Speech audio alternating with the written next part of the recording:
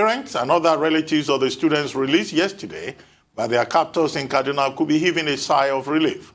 The many Nigerians are conscious of the fact that another group of students are still being held hostage by terrorists in the same state, this time under more gory circumstances.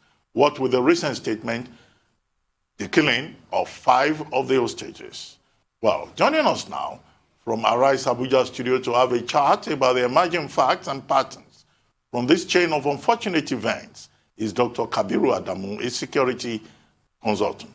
Welcome to the program. Good morning, Dr. Adamu. Thank you for joining us. Well, very quickly, we're told that... Ruben. Yes, thank you. Thank you for joining us. Well, there is a big sigh of relief over the release of the remaining 29 FACA students. 10 of them were released earlier. But there have been many strands to the story, whether or not 15 million was paid as ransom, whether or not a certain 800,000 naira was paid for transportation, and then, of course, the role of Sheikh Gumi and President Olusegun Obasanjo in the matter. Well, you are the security expert. Could you help us make sense of the implications and the significance of this latest development? Again, thank you, Dr. Ruben, and good morning to your fellow anchors. There are some facts, and then unfortunately there are a couple of things that are not very clear. What are the facts? One fact is the stance of the Kaduna State government saying that it would not negotiate with bandits. Another fact is the existence of a committee, an intermediary committee involving Sheikh Gumi and probably former President Olusegun Obasanjo. Then on the other hand, you also have the parents of the students and perhaps to an extent some government officials, even though this has been denied. But I think there is enough evidence to suggest that at least at the back end, some government involvement in the whole process. Now, the demand by the bandits, or the criminals, whatever we want to call them, was also very clear. It was a kidnap for ransom situation. Now, once the kids were released, there is likely to be an assumption that some form of ransom was paid. And media reports, which unfortunately are yet to be substantiated by the government, suggest that there was also a prisoner swap involving one of the bandits that was arrested. Now, with all of this, the big question really that, for me, risk management analyst, is the incentive to continue these types of abduction.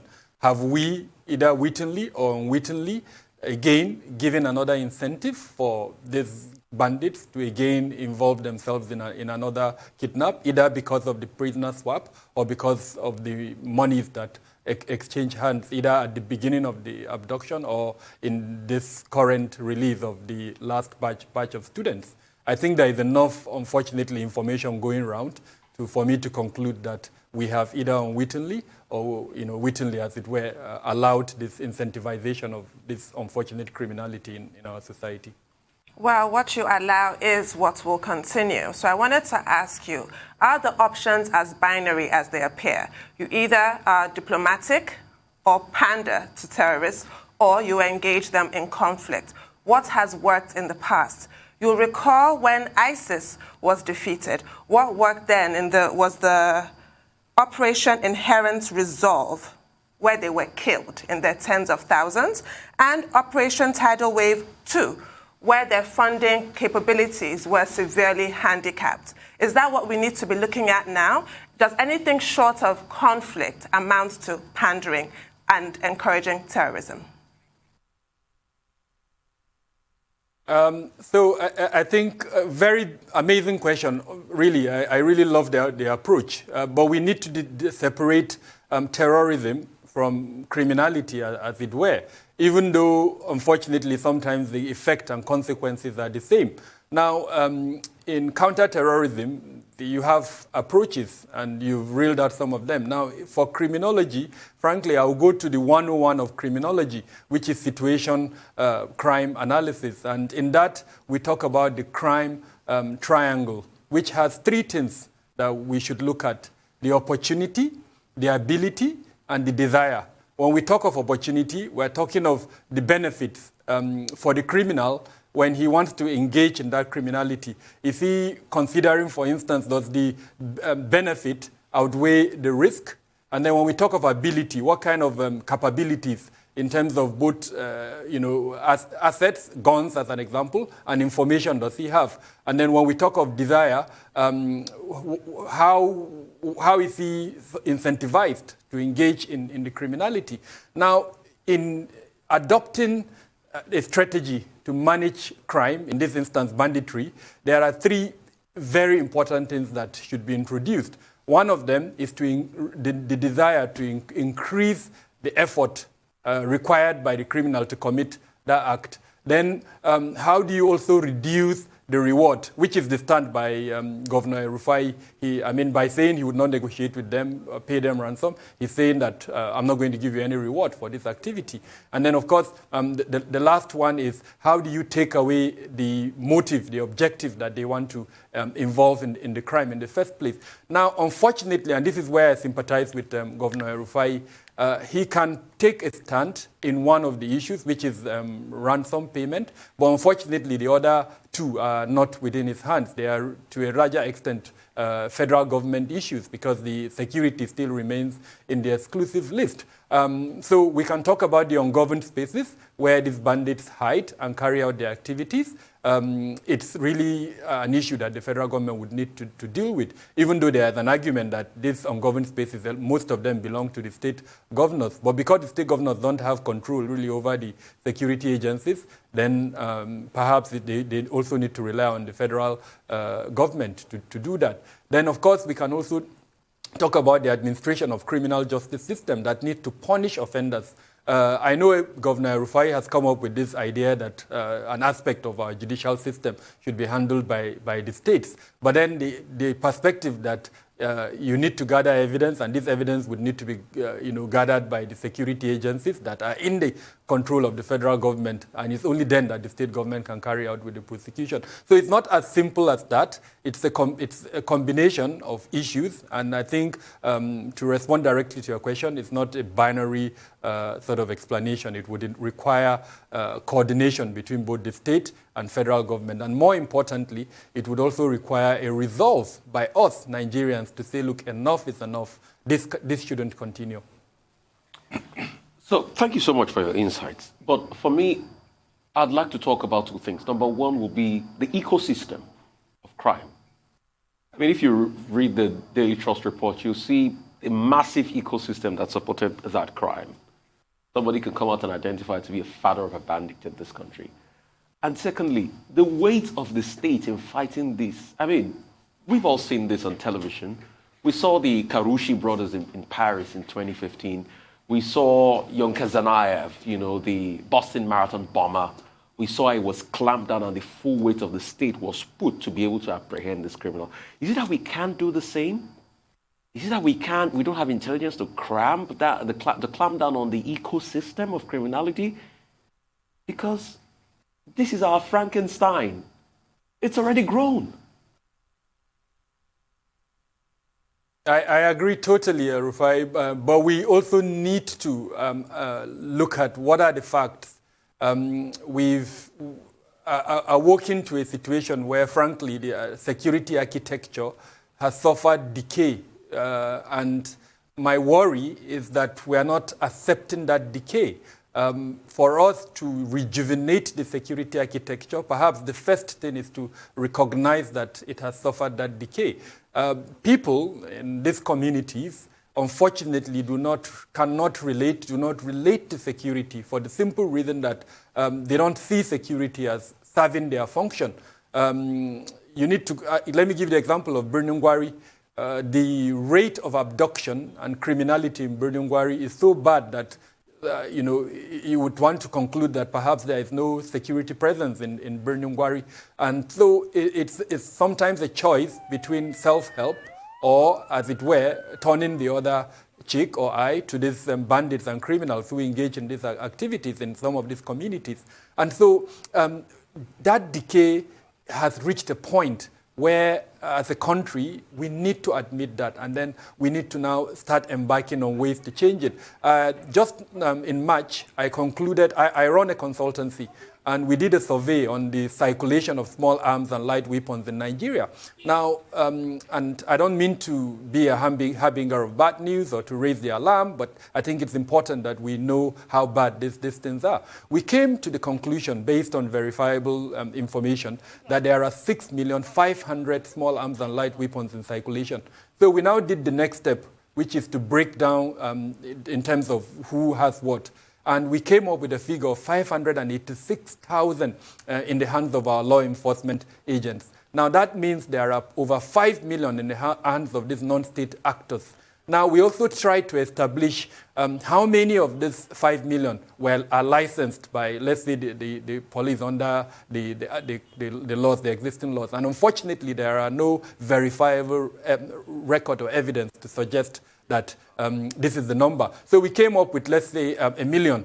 And that means, for instance, there are about 4 million of these in the hands of those that shouldn't have them. So you can now understand why these bandits, these criminals, have the effrontery, have the guts to confront our security agencies. They have more weapons at their disposal. There is no support by local community in terms of the sharing of intelligence to our security agencies. And of course, even the capacity and capability of our security agencies to respond when these incidents happen is almost next to nothing. Earlier on, I mentioned the ungoverned spaces. Out of the 27 ministries, departments, and agencies that are involved in security, there is none of them that would confidently and boldly go into those ungoverned spaces and rescue abducted persons. Once someone is abducted, frankly, it's at the mercy of either a negotiation or if ransom is paid, as it were. Well, very quickly, Dr. Adamu, we need to go on a break. But before we do so, you said earlier on that we should separate terrorism from criminality. If I heard you very well, I mean, what is that difference between terrorism and criminality? I would think that they're both the same. And then secondly, we've been talking about the Afaka 29 who were released yesterday, but there's still the unresolved matter of the students of Greenfield University, and their abductors are asking for 100 million naira and 10 Boko Haram Honda motorcycles, and yet government says, well, we will not negotiate. What will you advise government to do? Let's take this break. When we return, you can respond to the questions. We'll be right back. Please stay with us.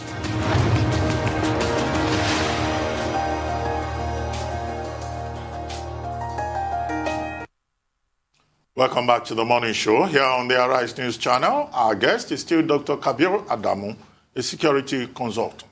Now, Dr. Adamu, before we went on that break, I'd asked you for a clarification, what you meant about difference between terrorism and criminality. And then I asked, what advice will you give to the federal government or the state government of Kaduna with regard to the threat that the remaining 18 students, 18 out of 23 students of Greenfield University will be slaughtered by the bandits, the terrorists, if government does not pay the ransom that has been requested? Thank you, Dr. Bati. So with regards to your first question, the difference between this criminality, banditry, and terrorism, let me start by saying that there is no universally accepted definition of terrorism. However, the general consensus, especially by multilateral bodies such as the UN, is that wherever violence is used to achieve either a political or social objective, then it can be classified as terrorism. And the most important element there is that universally, there are certain agreements with regards to how to deal and respond to what is agreed by countries as terrorism. So as an example, there is a global coalition led by the US against terrorist acts. And you recall after 9/11, US led that coalition. Now with criminality, usually the motive is more financial. The person who is committing that crime is usually interested just to benefit most times financially, although there are other aspects of crime that may not be financial.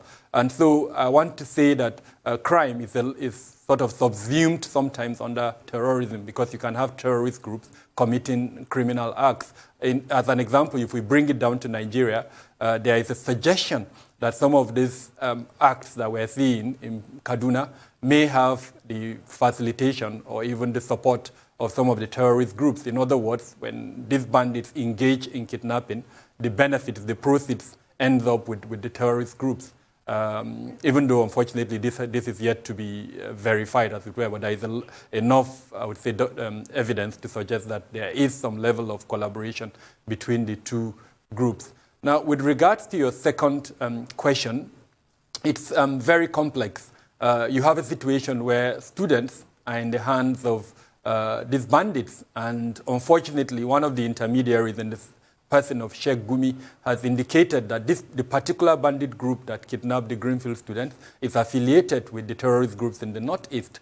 A foreign media outlet has also interviewed the leader of this bandit group, and in that interview, he stated clearly that his objective is financial. In other words, it's kidnap for ransom. And he also indicated the 10 motorbikes that you mentioned. Unfortunately, in that interview, he gave a deadline of yesterday that if those monies were not paid and those bikes were not supplied to him, then in his words, and I hate to say this, he would kill the students. Now, my recommendation to the government, unfortunately, it's not in the hands of the Kaduna State government, but the federal government, since security still remains in the exclusive list. Backdoor channels will have to be exploited. I mentioned earlier on that in handling crime, there are three basic things that you need to do. You need to increase the effort, you need to reduce the rewards, and then you also need to take away the incentive. Now, in this instance, the students are already in the hands of the kidnappers. So use backdoor channels to put pressure on these abductors. As an example, and even though this is controversial, what do they hold dear to them? Now, get that thing that they hold dear to them and send a message to them that if they harm any one of these students, then that thing that they hold there to will not go scot-free. I know this is controversial, but in other climes, it has been done and it has worked. It has generated a lot of controversy. As an example, if they are married, if they have parents, show them that you know who these parents are, and that if something goes wrong, then you would hold both them and these extended family members as responsible for the actions. It's controversial, but in this instance, frankly, we do not have much choice. The best way is to put pressure through backdoor channels so that they don't harm the students. Anything short than that, unfortunately, with the stand taken by the Kaduna State government, then the lives of those students are at risk. I couldn't agree more. At this point, I think we need to throw everything at this problem and just see what sticks, no matter how controversial it might appear. Now, I wanted to ask you, you drew a distinction between terrorism and criminality. Yes, criminals, they lack that ideological component, but with their actions, they're also achieving the ideology of preventing people from going to school, are they not? So I want to ask you what your take is on the accusation that banditry is used as a euphemism for terrorism, and using euphemisms also has affected the way the federal government has approached this matter with kid gloves, because even terming it in the wrong way, in a lighter way, affects the action taken. What's your thought on that? And also on the comments by Alhaji Lai Mohammed, the Honorable Minister for Information, saying that banditry and kidnapping are not federal offenses. Now, with regards to your question on euphemism, I think we need to be very, very careful. I know, as an example, the Global Terrorism Index has classified what it calls Fulani militia as terrorist groups. And so in its index, summation of incidences, it includes any attack or any casualty by these groups. Now, it's again, I want to emphasize the point that there is no universally accepted definition of terrorism. As a country, we have a Terrorism Prevention Act, if I remember well, 2013, amended 2013. Yes. And it states clearly what we define as terrorism. As far as I know, from a government point of view, banditry has not been classified under that law as terrorism. So perhaps it is in the realm of our judicial system. Let lawyers perhaps go to court and get a clarification. And if perhaps there is a competent court of jurisdiction that declares them as terrorists, then we can go from that body. But let's remember that if that is done, then there will be consequences in terms of how we are viewed across the world. If you are traveling to the US and the figure, for instance, of killings attributed to that group is added to that of the two major terrorist groups in the world, and then all of a sudden the figures are high, like the GTI has done, then you may be denied a visa if, for any reason, if there is an association between where you are, where you're coming from, and bandit groups. As an example, Kaduna, Zamfara, Katsina, name them, and all that. So there are consequence of this type of euphemism and categorization that we need to be mindful of. However, our humanity, I think, should also come into play.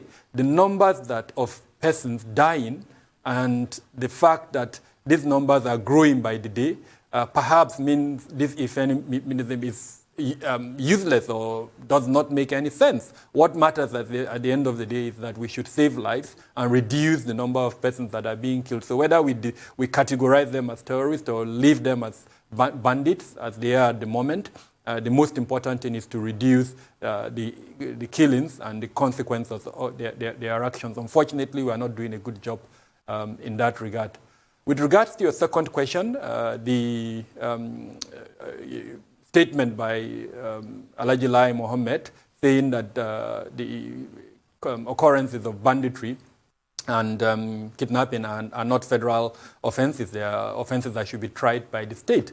I've had lawyers make that, agree with him, that yes, that's true, that's what the laws in Nigeria say.